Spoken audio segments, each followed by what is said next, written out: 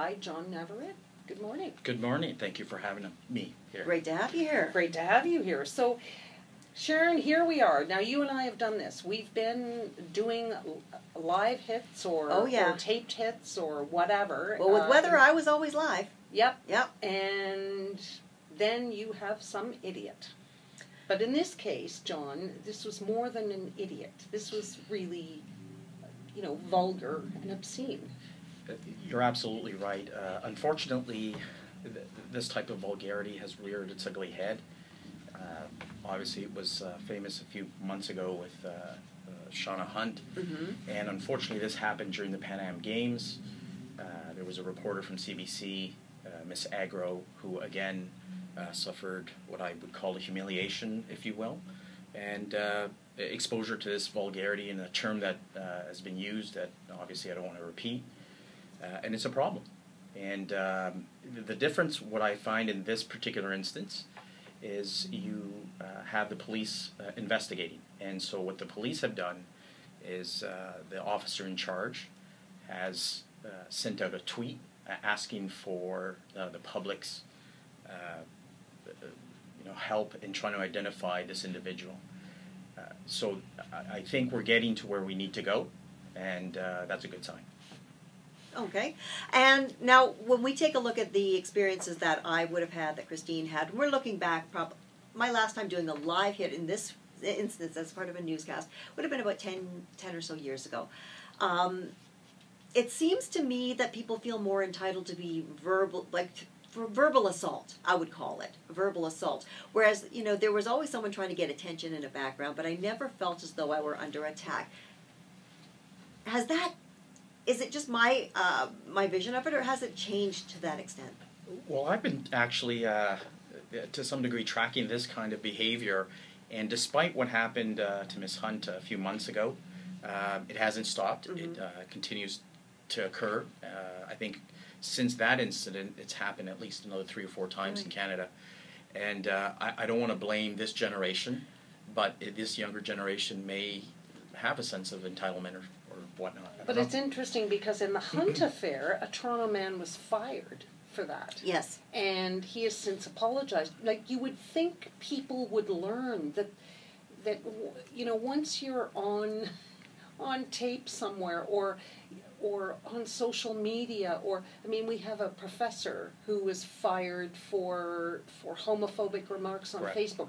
Whatever the insult may be, do people not understand that once it's documented, it doesn't go away? It's now a chain of evidence. Exactly. And that's actually a great point you raise. In many cases that I've had, the police actually do use social media, Facebook particularly. There was a very famous case a few years ago where an individual had posted a picture of himself with a firearm, and from there he was actually charged. And certain steps were taken, but that was used as evidence. What you put out there stays out there, and it certainly can be used against you. So I don't understand what he was thinking. Are there any limitations as to when it comes to someone's social media account? Are there any privacy issues that can or cannot be breached, or is it open game?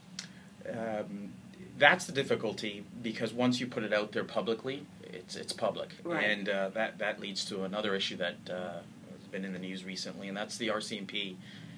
They've created a fake Facebook account and used it to monitor various groups, whether they were union or political groups. I don't mean political parties, although that may be also something they've done. But there's a report about the RCMP using Facebook to track, for example, Black Lives Matter, and I believe it was Hydro One's union.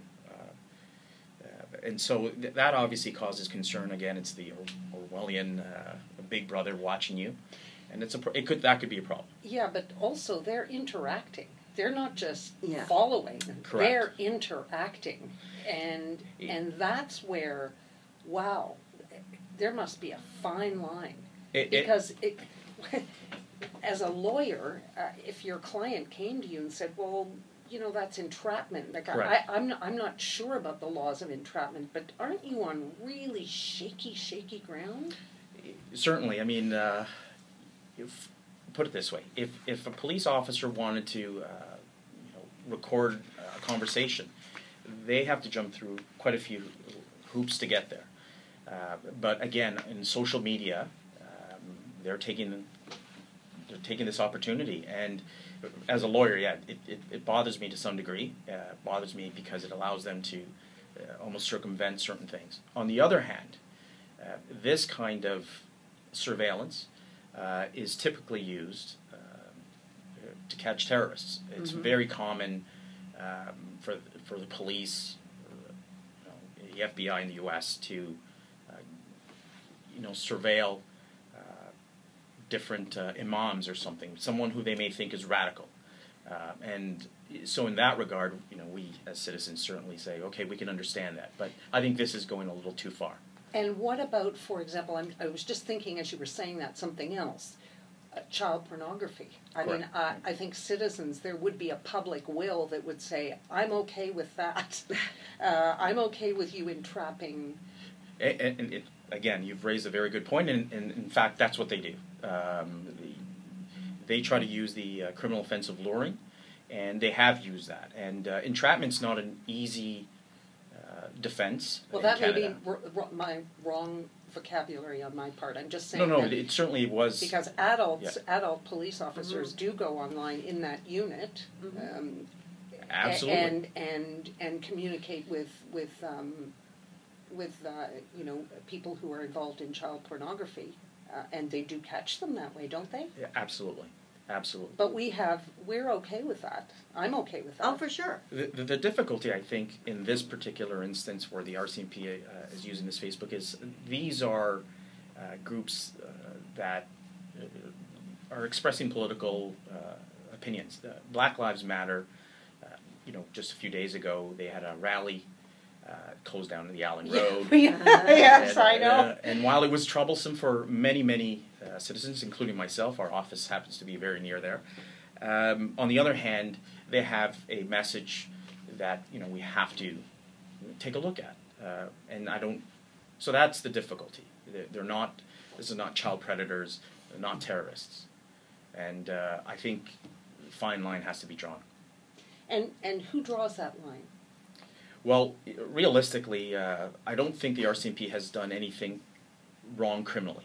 Again, they are simply monitoring, and while they're interacting with individuals, certainly in the instances that the article that I read, I didn't see anything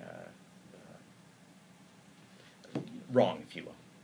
Right. Yeah. See, I look at the whole use of social media, the use of the computer, and in my opinion, and I guess I'm saying this because I'm not being investigated for anything, but all it's done is bring age-old investigation into the new age. Like, it used to be you had to be on the street and tracking someone and following someone, and not to say that's not employed anywhere anymore either.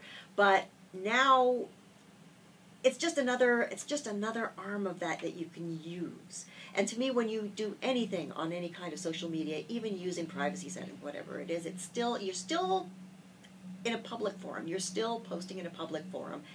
So personally, I don't see it any differently than I would see someone being investigated at ground level. You're quite right. In the old days when there used to be rallies, the police would actually send someone to attend the rallies or the meetings. In that regard, you're correct. It hasn't really changed. My issue has been who they're targeting. Again, this is not child predators. This is What She Said on Canada Talks, Channel 167, SiriusXM. We are talking to John Navarrete about really, some people say it's sort of a Charter of Rights issue, but it's social media. And I guess the issue, the bigger, broader issue is that the laws have not been able to keep up with the spread of social media and the uses of social media. People say that all the time. Law hasn't really been defined when it comes to social media, has it? No, you're right. The technologies comes about so quickly that the law certainly can't keep up, and it's too slow of a process. For example, I mean, we have laws on wiretapping and what can be used in evidence and not in evidence, but we don't have laws for what can be used on social media. I guess everything. But I guess the question there is, who owns what you've put online? Well, if you ask Anonymous, they'll say it's public. Right. Well, Anonymous will tell you that even what isn't online, fair enough. What is hackable is public property. I think when you signed up, for example, to Facebook, they have their own policies that it becomes theirs property, if you will. But yeah, certainly, again, you're right. The law seems to be slow in adapting to technology. John, thank you so much. Thank you.